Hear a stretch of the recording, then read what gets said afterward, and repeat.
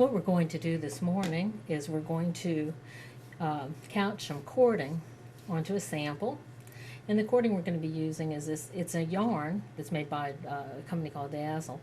It looks almost like a twine, and it's got these little threads that are wound on it in primary colors. It's really pretty. And the first thing I can tell you is that just by looking, you'll see that, of course, it doesn't look like it would accommodate, at least the small feeder wouldn't accommodate the diameter of the thread. The medium feeder, and what you do is put it through here. And you see, yeah, we could use the medium feeder to do it. It would probably fit pretty well. And we can also use the large. The large feeder has a quite large hole. But for today, we're going to go ahead and use the medium feeder. And I'm going to place the medium feeder into the machine. And let me roll up this, put my feeders on the side.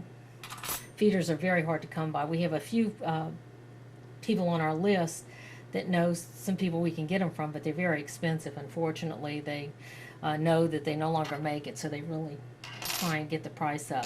Now what you'll want to do is, there's an Allen wrench, and you want to loosen the screws on your guide so that the feed finger will fit behind the two bolts that are right up in here. Now you'll notice too that I still have my darning foot on, and on these small feeders, not on the folders are a different thing. Folders are something that you use to put ribbons on. This is a folder. Now with a folder you cannot use a darning foot, but on these little feeders you can.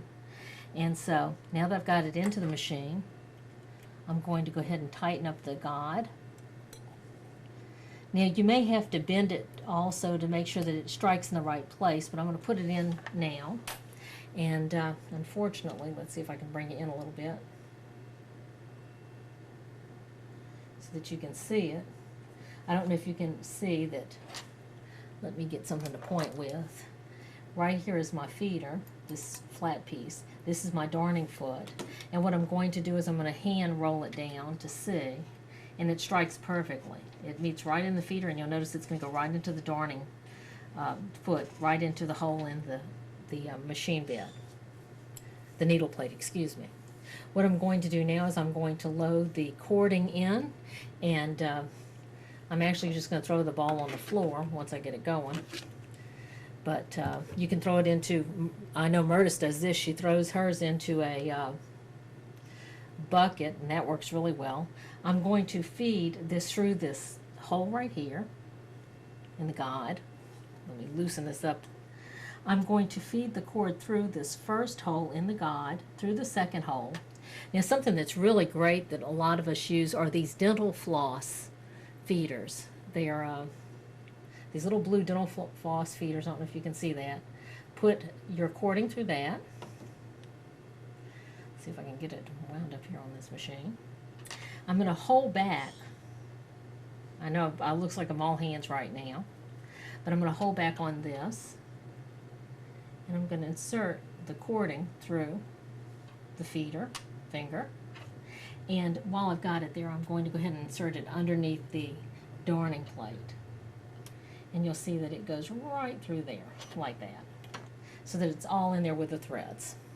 Now I'm going to put this feeder back to the side so I know exactly where it is, and let's see about getting started. Now the first thing that I like to do is to lock stitch a couple of stitches, and I'm going to do this on some felting. That way you can see it pretty good.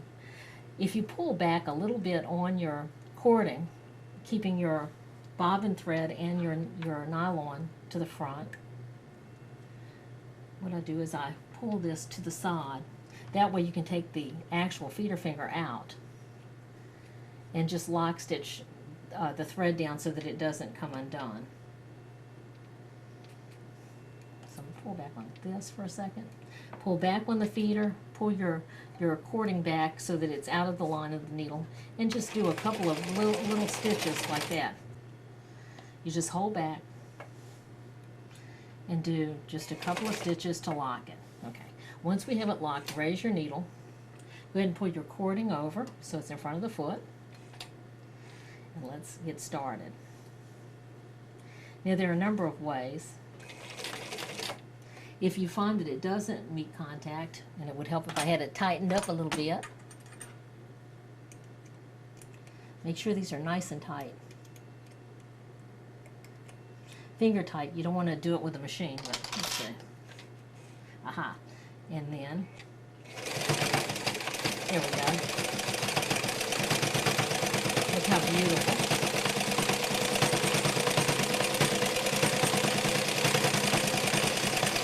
You can go back and forth. Look at that. Looks like popcorn. It looks like a chenille. Ooh, let's see. The light got in the way.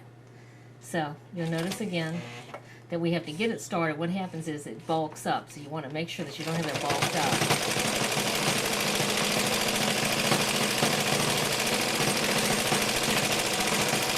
If you want to do fill-ins, do big zigzags back and forth.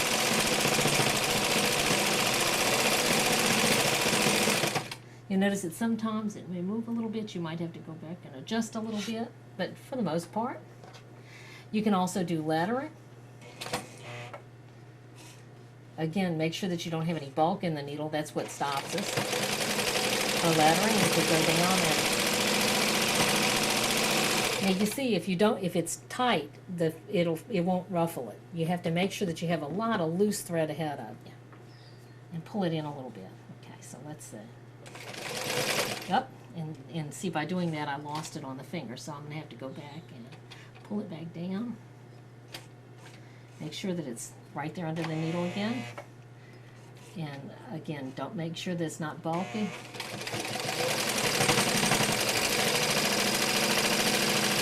Up. There you go. Sometimes it just takes a couple bits and we'll get it feed in again. You can do design.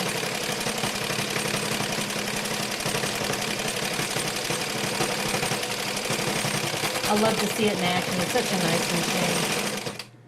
I've got a thread that I picked up that I want to get rid of. But again, we can do all kinds of things.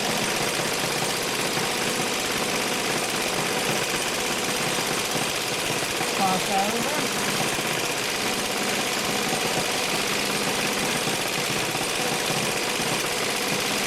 See how we're going? And for a solid area, just do some nice zigzags. Keep it moving, just a nice steady move. See?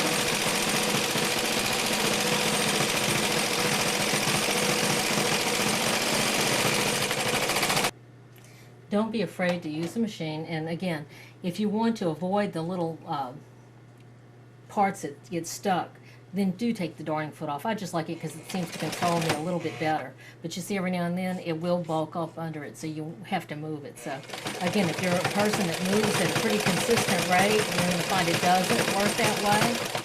And this looks like popcorn to me. I just love this. I have all kinds of ideas for using this trim. So again, what I do, it's funny, after we get finished with this, sometimes I go back and remove all the trim that I've used in the demonstration so that I can reuse it again. Again, it's a wonderful machine. I will try and show you some more things, ways to use it and its feeders. And this was just for a twine. You can actually use the twine as a wonderful little embellishment too, those colored twines that you get. So let me see if I can zoom in and show you the twine really, really good. Happy OmniStitching from Debbie in Tennessee.